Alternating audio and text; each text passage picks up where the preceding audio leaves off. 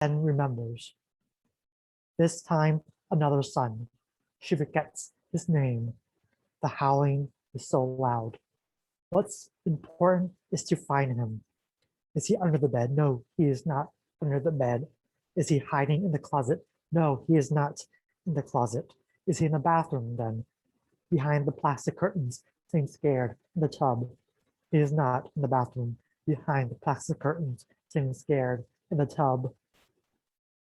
And as she turns around, he's at the door, holding on to the frame, his eyes watering, his cheeks red. "Matt," he cries, "Mom." The word reminds Phuc of everything she needs to know. The next moment, she grabs his hand and pulls him toward her chest. With this precious cargo, these two sons, she darts across the apartment, an arrow flying away from its bow, a bullet away from its gun. She's racing toward the door and leaping down the steps, but she can't move fast enough. The air is like water. It's like running through water, through an ocean. She feels the wetness on her legs and the water rising.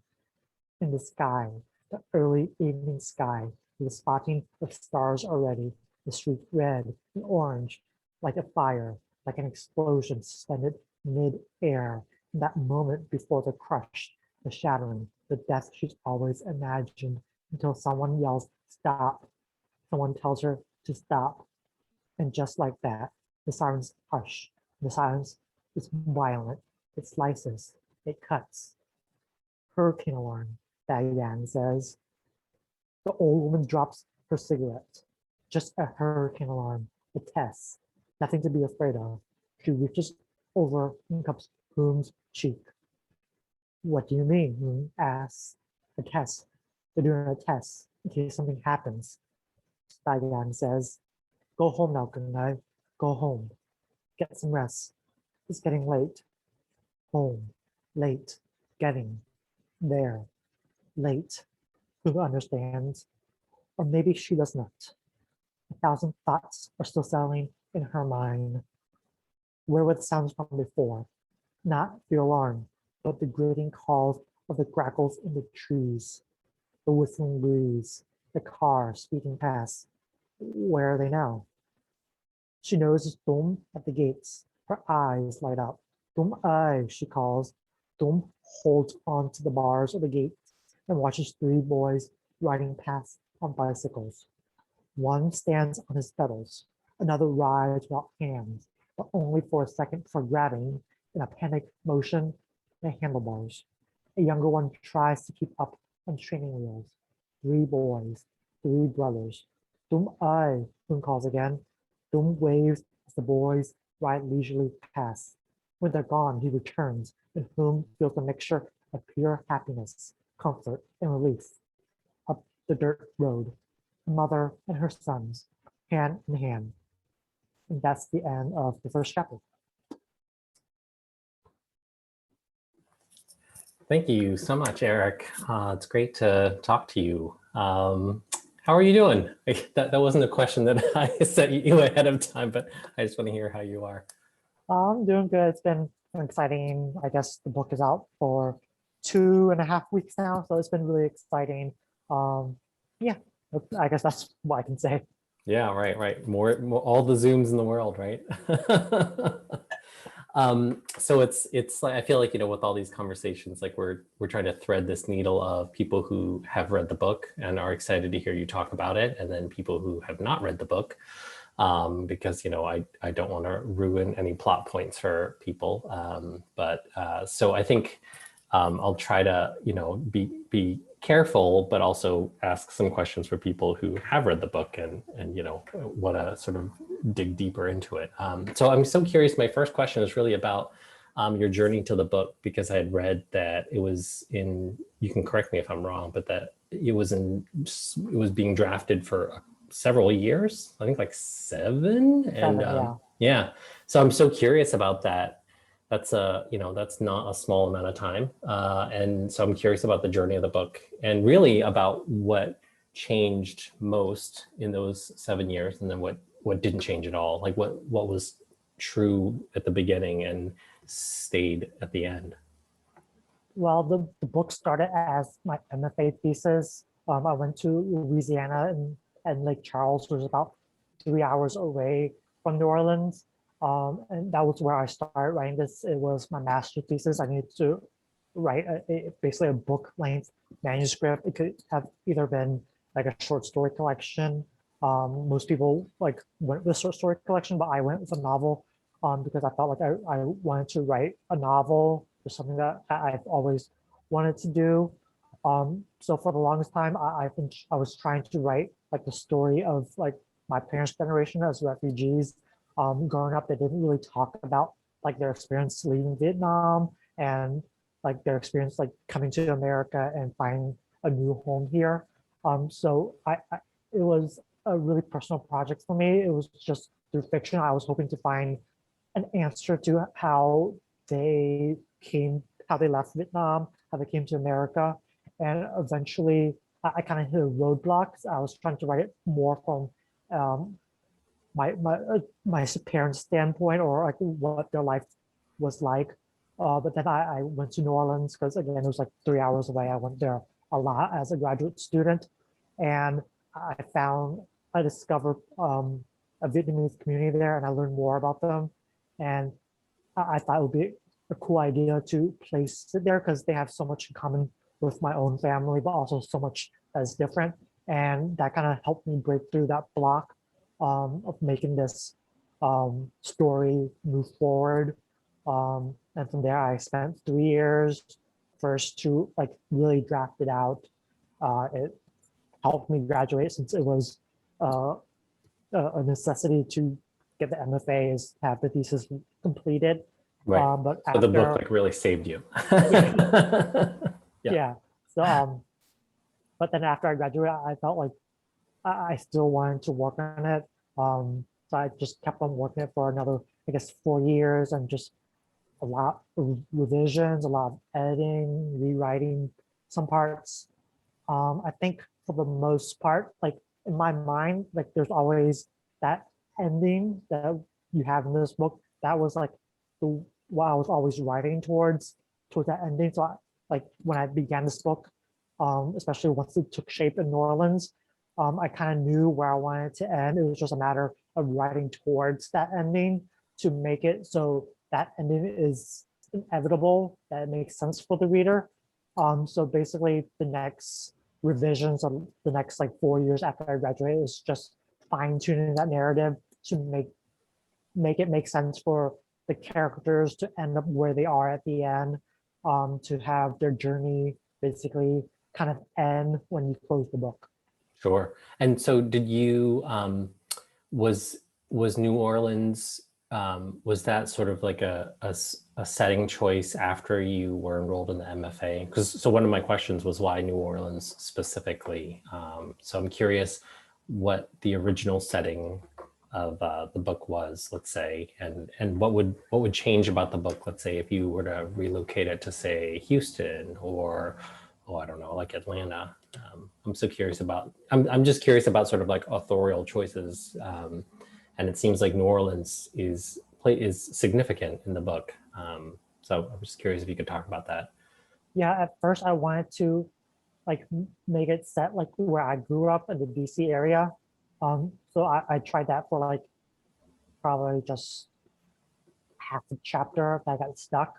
And then, like I said, like I traveled more to New Orleans and discover like this rich but small um, Vietnamese community. Like they've kind of built themselves there. And like before I came to Louisiana, I never really heard of that community. Like you hear of like communities, especially like in California, in Houston, and Atlanta, but not really much about New Orleans. So I was really curious about their community. I talked to some people there, uh, and I kind of tried to absorb their stories, their specific culture.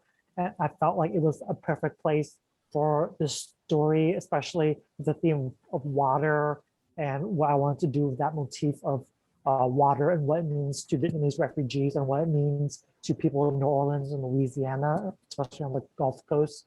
Sure. I feel like that motif would be weakened, might not even be there if I set the story in a place that was not so close to the water where the water wasn't as important. Like Right, in like New in these, Mexico. yeah, like if I said this story would have been totally different, would have been really impossible if I said it uh, in the desert in New Mexico. If I said it even in California, Sure. there wouldn't be that particular um, culture of water, that that that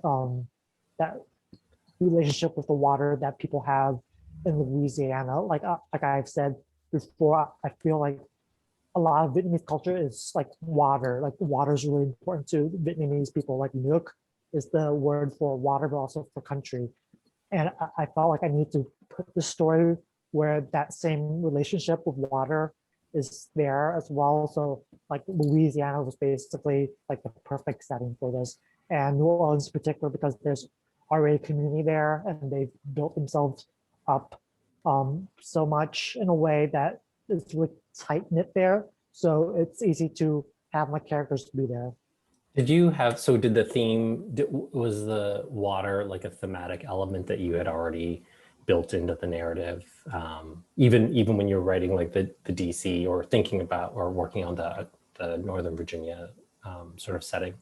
Not really. I feel like the water just came in like almost subconsciously. I didn't like tell myself like I'm gonna put some water symbolism in this chapter or whatnot. I think after a while, after I wrote more chapters, like this like water just naturally appeared.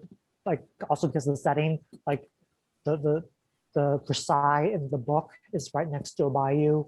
Like that just popped up to me.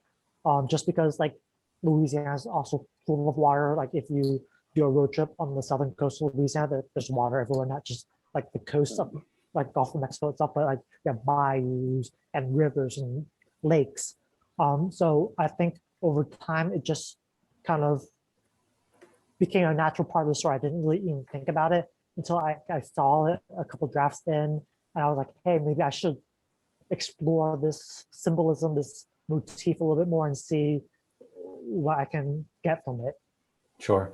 And in your in that first answer to the question, you were saying that you embarked on the book to sort of like wrestle with questions or look for answers about your parents' journey. Did you like how was that for you? Did you did that involve having conversations with your parents and sort of like pulling answers out of them that they were probably reluctant to give? I don't know if your parents are like my parents, but my parents don't talk about anything ever.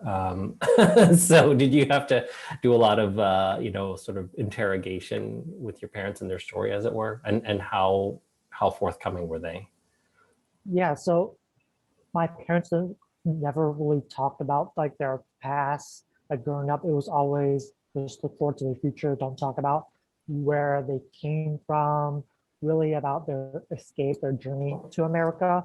And writing the book, like they were still like reserved, like I got nothing out of them. So they were no help. Um, but like I think Shocking. like I did a lot of like reading, like just reading other Vietnamese American writers, Vietnamese diasporic writers, and see what they wrote and see more about like their own journeys or how like they fictionalized those journeys. Like really helped me get in touch with just that narrative. And I think in the end, even though I was trying to, I guess I wanted more of my parents' particular story.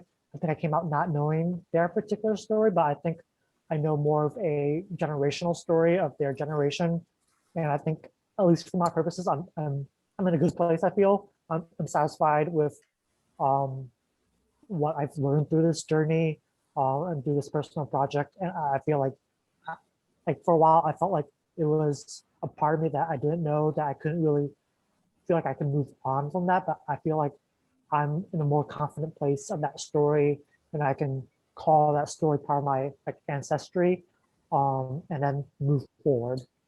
Sure. And so related to that, I'm curious about what questions, big or small, what questions you were wrestling with or trying to answer as you were writing the book.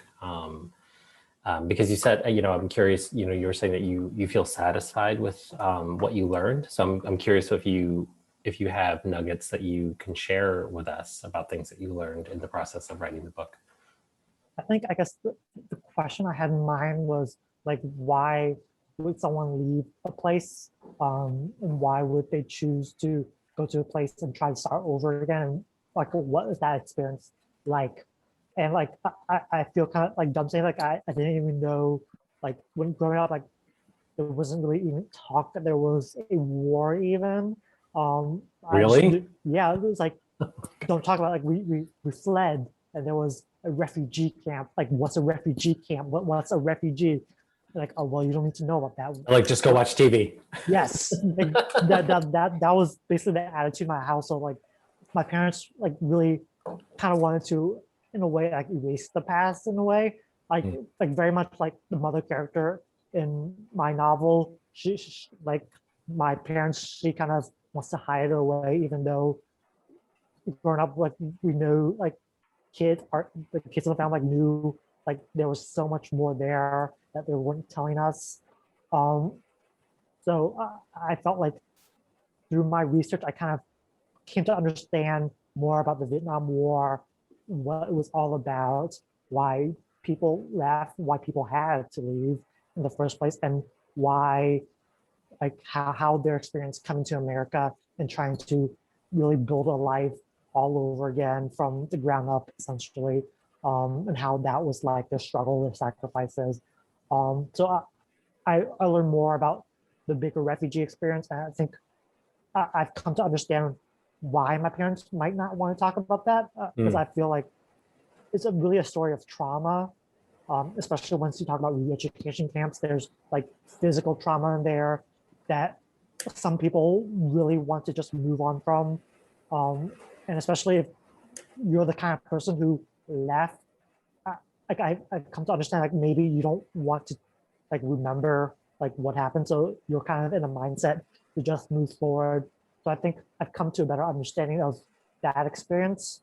And I think I'm satisfied, even though I don't feel like I don't have like a concrete answers like from my own family's experience. Wow, that's so fascinating. Do you feel like maybe in the wake of the book publishing, and if your parents end up reading it, do you feel like that would present an opportunity for you and your parents to finally talk about their story?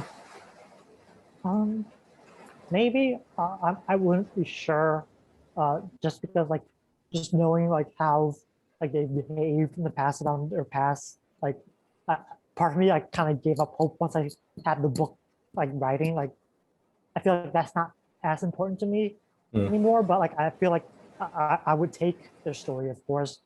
But sure. like I feel like through this book is kind of like a kind of therapy for me in a way. Yeah, of Um, course. and like I said before, like I'm satisfied with knowing this bigger history without knowing their specific history. I feel like I know where they're coming from now, Yeah. and like I'm at peace. Yeah. That's amazing. That's amazing. But also shout out to our viewers, right? That writing a book is still not really a stand-in for real therapy, right? Yeah. So mental health, self-care is healthcare. I would love to hear about your thoughts about the writing and publishing process. I think like yeah, I mean, it's like writing a story is one thing, and then like publishing it and putting it out into the world is, I think, they're related, right? The Venn circles overlap a little bit, somewhat, but a person can be a writer, a lifelong writer, and never publish. And so I'm curious. I guess I'm curious about what was challenging for you in the. I'll just make it a big question in the writing or editing or publishing process. I'm curious about what you found challenging or surprising. I think the most difficult part is like revisions. I feel like writing like overall is kind of easy if you don't like get in the way of yourself too much. I feel like I'm the type of writer who just kind of like first draft, I just like vomit everything I have, like all the words. Um, and like from there, the hard work like starts and you have to like shave it down, like sculpt it, maybe expand it at some parts. Like Yeah. that was the difficult part, and that's why it like took like 7 years. Like like I wrote like the first draft, I would say I really quickly, I would say like in 6, 7 months, like Wow. I had Yeah. like 150 pages, and Yeah. that was what I considered like the novel as a first draft. But then the hard work began when I had to rewrite it, rewrite parts of it, revise it, make sure everything kind of connects. So I think revision is definitely the hardest part. In terms of publishing, I feel like the publishing world like goes like really quickly. I feel like, especially for me, like I took 7 years to write this, so that those are like 7 long years. But then publishing, it kind of like, okay, here are edits. Okay, once you have edits done, let's do copy edits. Let's make sure everything looks right, and then you have a galley, and then you have a Yeah. book, and it goes by so quickly that like when the day came that my book was published, and I went to a bookstore and saw it, like I couldn't believe that. Like it felt like it was like just yesterday that like I said, okay, let's publish this. But yeah, so like that experience was really fast, and Knopf has really made it really smooth for me. Yeah. Well, so can you give me a sense of, I'm just curious, like, can you give me a sense of how long it was at Knopf in the editorial process? I mean, it sounded like you had gone through so many iterations in the 7 years leading up to selling the manuscript. Like, was it just like 6 months or like, less than that where in the editorial process? I would say it was definitely less than a year. Yeah. Maybe 6, 7 months. I would say was just going back and forth with my editor. But don't quote me on that. I have a bad grasp of time. Yeah, But sure. It was another 7 years, actually. It was 14 years working on the whole thing. Who knows? Yeah. But yeah, I think it went pretty quickly for me. I can't speak to other writers in the process with their editors, but I think part of it was that my editor really knew the story I wanted to tell, and she was basically on my side the whole time, and like it was really collaborative on the story I want to tell, and she basically polished the story to make it shine much brighter than I could have by myself. That's great. Yeah. I mean, I have a friend who, her tagline is, I'm a writer, not an editor, right? Like my job is to word vomit and then somebody else can sort of wade through that for the gems. So yeah, that's great. I'm curious, this is not a spoiler for people who have not read the book, but I'm curious about, so I'm going to talk about specific scenes. But there are multiple scenes in the book where you have one character teaching another character about, I'll call it the ways of the world, and that could be really in the chapter when Hulu meets the Mins and they're teaching her about America, sort of, and then and the church, like the Reverend also. And then there's a character who teaches another character about gay culture and then gang culture and even academia. And I'm curious if you thought about intentionally what your book is saying about, my term is sort of like the pedagogy of identity, right? Like this idea of learning about who you are and that being a process, and that there's like that sometimes there's like a mentorship relationship in there. And I'm not saying, there's no judgment about that there's somebody teaching somebody about some piece of their identity, whether it's who they are or who they aspire to be. So I'm curious about if you have thoughts about that, and is there intentionality behind those scenes echoing each other, and what that intention might have been? I feel a lot of things like people read into my book is like not intentional, like that. I feel like that gives me too much credit.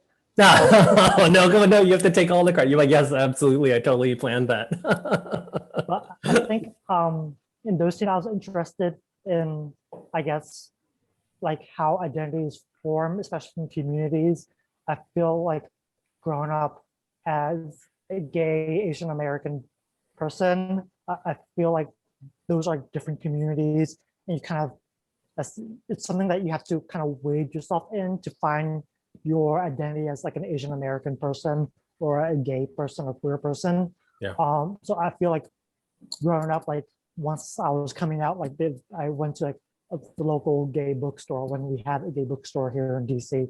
And like the booksellers there would like tell me what to read, knowing that I was a young person trying to figure out my sexuality. And there's like the whole culture of mentorship and like the gay community of just showing people the culture and Was how, that in high school? I'm curious. yeah, that was Yeah. around high school, early college. Hmm. So I think like, so that's one part of it, but also like learning, I feel saying how to be Asian American is wrong, but like learning more about the roots of like Asian Americanness, Asian American identity.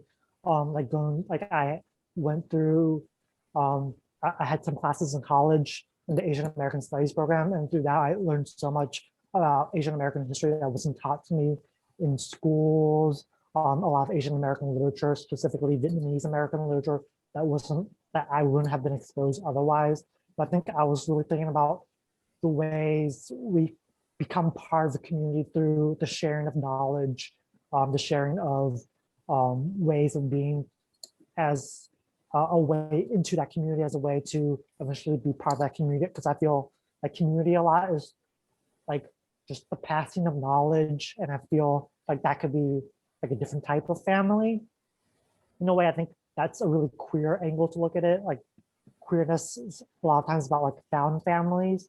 And I think like knowledge and found family kind of go hand in hand, because there's not a blood connection there, but there would be that cultural, that knowledge connection. I think if I didn't put that in with intention, I feel like that kind of rubbed off into the book as someone who is gay, as someone who is Asian American. Yeah, right. I mean, and that idea of the found family is so important, right? Like finding people who understand you. So I'm so curious, like now that you mention it, I guess that's not a spoiler. Like we didn't ruin the book by outing one of your characters, I guess. But I also read that you were talking about in another interview, you were talking about sort of like the coming out process as being messy, and how that's not even like a scene in the book, like at all. And I'm so curious about that, like about how it seems to me like in the sort of queer narrative that I've read and just in sort of queer friends' lives, like the coming out story is like a story, right? Like it's almost like a trope, like not in a negative way, but it's just like a thing that like all of my queer friends have, like the coming out story, and it just felt like the omission was really intentional. Like I'm wondering if you could speak to that. I'm so curious about it.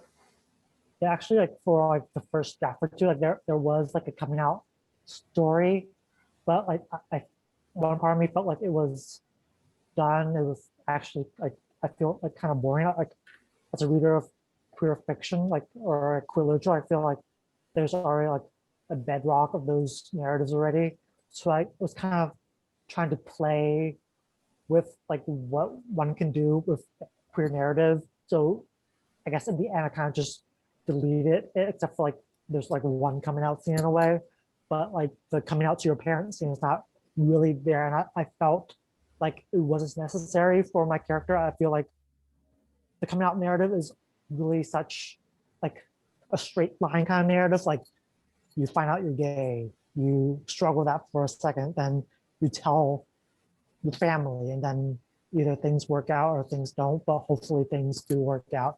And I feel like that doesn't ring true. I feel like that narrative, like of A to B to C, is not queer enough. I feel like queerness is like it's not a linear line. It's like you come out multiple times. It's not this one flash point. So I felt like if I put that in, it would have been like a flashpoint. It would have been basically the end of my character. There would have been nothing else to grasp to. So I felt like if I kind of skipped over that, made his life kind of messy. In this case, like he's a character who's kind of adrift, and hopefully that doesn't give too much away. And he's kind of messy in a way too. So I feel like that really makes him a queer character, and that his narrative is kind of just not a straight line. It's kind of all over the place, but also full of a lot of potential. Mm. Yeah, and I apologize. I assume you're totally right. I mean, obviously you wrote the book. Yeah, there is that one scene where he comes out to his friend, and then they're kind of like no longer friends. And then sort of, yeah, there's no family coming out scene, right? I'm curious about the, does the, with all the layers of mentorship, like, do you feel like you were influenced at all in your own personal life by mentors in the academic world or in the sort of Asian American community or in the gay community, that, sort of planted an emotional seed for you to have that play such a role in the book? Well, I think automatically of like all my workshop teachers, not only like in my MFA program, but like through other like fellowships I've been through. Like actually like the first fellowship I applied to was through Random Literary, which is a gay literary organization. Like I kind of really applied on a whim. Like I had this idea like, hey, maybe I can be a writer or something, or just like apply, see what happens. I applied and to my surprise, like I actually got in. And I was workshop under Nicola Griffith, who is this great lesbian writer. She writes like all types of fiction. She's most known for like her sci-fi stuff, but she's written like historical stuff. She's written mysteries. And she's like the first person who basically told me that, hey, if you stick to this, you can become a writer. You can have a career as a writer. And like I didn't even know beforehand that you could like go to school and study to become a writer if you want that to be your path. Wait, what can you tell me about your undergraduate experience? Like, what did you come out as an English major? No, I was a sociology major. Gotcha. So like sociology, just study people, and I was really in there to like, I guess I didn't know writing was an option, so I was going to be like a social worker maybe. That didn't work out. You mean you help nobody, and people are like, you got to stop.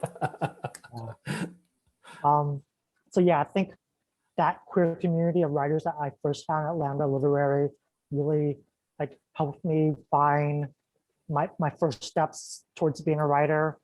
And like Nicola Griffith like really helped me have the confidence to go forward with like even thinking of being a writer, and definitely with the more of the concrete steps of what needs to be done to be a writer. So you applied for the fellowship. I mean, when you say on a whim, like, can you unpack that for me? Like, had you been writing, or did you have aspirations to be a writer? Like, I don't think everybody just like wakes up and be like, I think I'm going to apply for a fellowship, right? Well, like for the longest time, like I wrote like stories for fun. Like even as a kid, like I wrote like stories for fun. As a teenager, I wrote like Buffy fan fiction just for fun. But like I've always Wait, had, fan like, fiction? Wait, tell me about that. just, Like, just Buffy fan fiction when they like I don't even remember much, but it's just like a lot of like martial arts and fighting and vampires and like other monsters as well. Just teenage stuff, I guess. yeah, amazing. But like I've always like wrote stuff, like even if I had like no idea that I wanted it for publication. I had no intention of publication.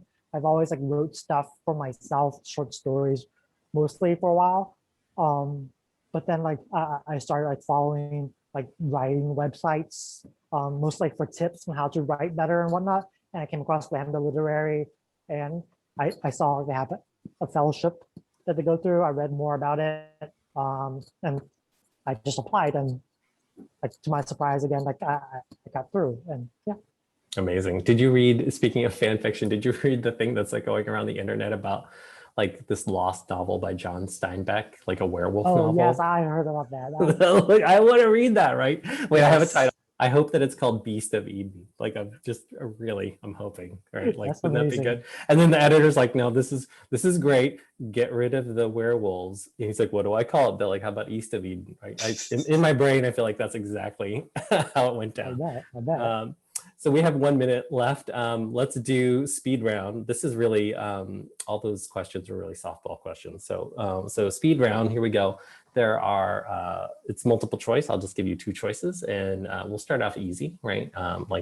Last time I think I asked Roya like salty or sweet. So are you ready? Are you ready, Eric? Okay, here we go. Ready? Beer or wine? Wine. Dumbledore or Gandalf? Gandalf. New York or LA? New York. Okay. See, you're really, you're identifying yourself here now. Ready? Be careful here. Comedy or tragedy? Tragedy? Money or fame? Money? All right, nicely done. I'll let the audience decide if you know. That was great. That was great. You win. You win the prize, whatever that is. All right. Thanks. Sam, Very, very take it away. impressive. Yeah. Yeah, thank you both for a great conversation so far. We have a number of questions for both of you, actually. I will start for you, Eric. Again, like no major spoilers in these questions, but did you wrestle with whether to send your characters back to Vietnam during the story or whether to have it play out all in America? I think I kind of always wanted them to go to Vietnam. I feel like it's a way of closure, especially for these characters who are kind of forced out of Vietnam. But I also felt like that shouldn't have been the ending. So like, that's not the ending of the book, if you're wondering. So I felt it was important for them to go back to Vietnam, but not as an ending. Thank you very much. So this one's for both of you. You can answer separately, individually. Have either of you encountered a publisher or editor who was asking for too much quote unquote immigrant trauma or orientalizing in your work? The questioner asks because she has a friend who's a Chinese American and has had a lot of such feedback in trying to shop her first novel. Wow, that's it's like I wish I could say I'm shocked by that, but I'm not. I thankfully my editor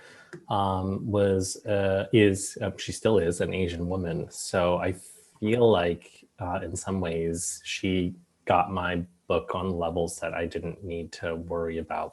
Sort of like like she didn't want trauma porn.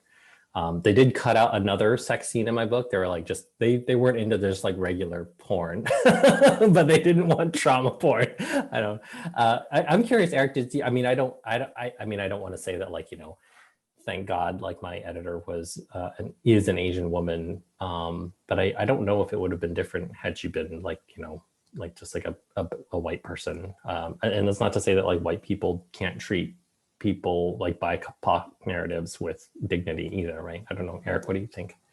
That hasn't been my experience, though. I find like I don't find that surprising that people will go through that. But my editor is a white woman, but she was on the same page as me throughout the whole process. I feel the important part is to find the right editor, someone who knows what you're trying to get at with your work. Otherwise, like that editor is not the right person for you, and you should walk the other way. I feel like it's so important to have an editor who's on the same page as you, who has the same vision as you in your written work. Otherwise, you're gonna butt heads, and I don't see it working out. Cool. All right, so this next one's kind of a big question that good luck answering in a couple sentences. What is the biggest takeaway that you want readers to take from your book?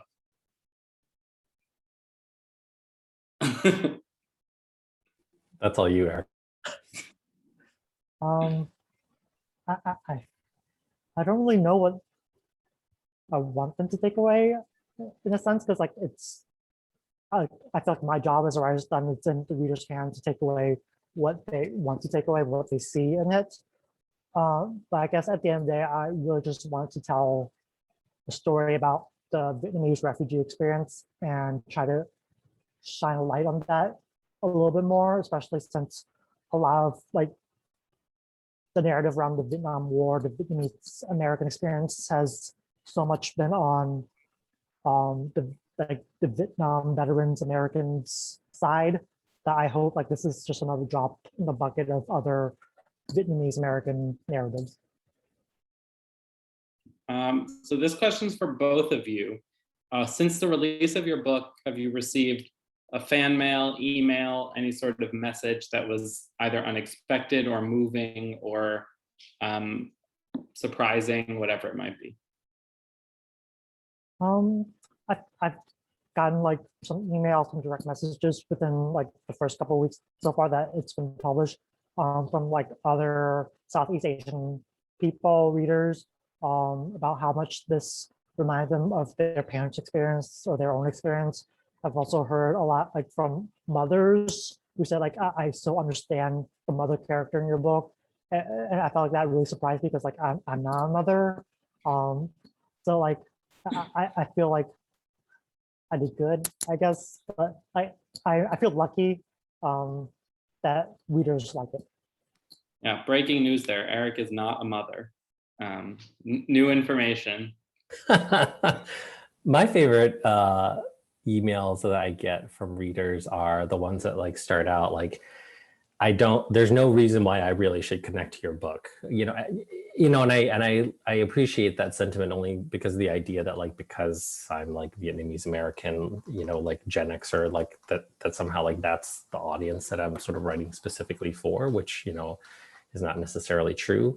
Like my favorite email was like I got from a reader, and he was literally like, I'm, a 60-year-old like gay Mormon living in Nevada. And, like, I loved your book, blah, blah, blah. And there's literally nothing in my background or personality that intersects with your story, but I loved it so much. And I was like, oh man, that's like, like literally like, sort of like the least likely reader. I always love those. Those are so fun. Yeah. And then I hope you told him to write a book also. Absolutely. Yeah. No, I mean, I think to his point, I feel like it's, I feel like it just impresses upon me how much we all need to hear each other's stories and how we don't do it enough. Because like, I think that's the first step to really humanizing all of our experiences. And like, I think we assume a lot about people, and yeah, and it doesn't work out so well, I think. So Eric, this question is for you. Have you experienced like different responses from different communities, whether it be, a response from the queer community or the response from the Vietnamese community, or have you kind of just seen different responses, different things that touched people or that stuck out to people from different communities? Yeah, I think from like fellow like Vietnamese Americans, the response has been like this like rings true, even though they haven't really been to New Orleans before or don't know of that culture there.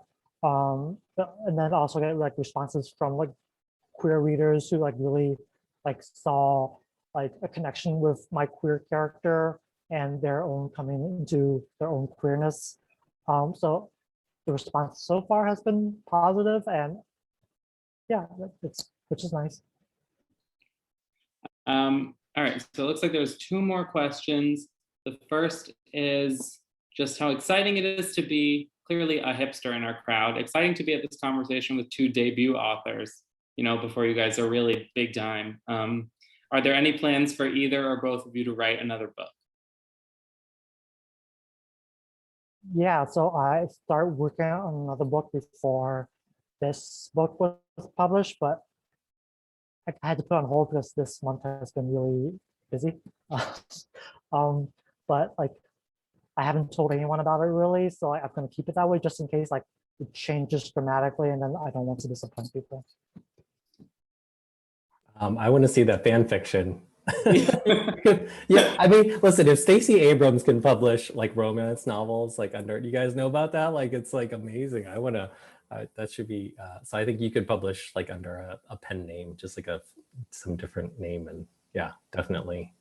Vampires, like gay Vietnamese vampires. I'm here for that. Yeah. I should be writing another book. I got a gig. I don't know how much I can say without getting in trouble. So I'm working in the writer's room for HBO on a series, and that's about all I think I can say. Yeah. Sarah will come to your door. So yeah. So that's all I'm going to say. It has nothing to do with my book. But yeah, so that's chewing up all of my writing time. Yeah. So do you have plans for another book though? Oh yeah, sure. I I plans for all sorts of things. Fair enough. And then this last question is from me, which is Eric, where did you get your shirt? I'm not sure. Macy's, maybe? All right. We had a wager going on in the chat, so good to know. Yeah, did I, if either of you had anything else to add, to share about your books or what you're doing next, or anything that you want our audience to look out for, the floor is yours. Just thank you for having me. Thank you, Phuc, for hosting, asking questions. Yeah, and thank you everyone for tuning in. Yeah, and thank you, Sam and NAE for creating a platform for this lit club. It's been great. And Eric, thanks for getting your story out into the world and striving for what I think Viet Thanh Nguyen calls like a narrative plenitude, right? There are lots of Vietnamese and Asian American stories out there for people to pick from. Yeah, it's amazing. Awesome. Well, thank you so much. A few people in the chat are just saying they love both of your books. Thanks. And people want to read your fanfic. So yes. Yep. You have my email address and I can publish it anonymously. So yep. Blog, just in blog form, just like a random on Medium with no name, just Perfect. put it out there. Yep. The offer stands. I'm co-signing on that. I co-sign. Well, until that day, thank you both for being with us. Thank you to all of our attendees for joining us. Go get both of these incredible books, which I have read and given a lot of stars on Goodreads. And so until next time, thank you all very much for coming to our Lit Club event and enjoy the rest of your evenings. Thanks, everybody. Thanks.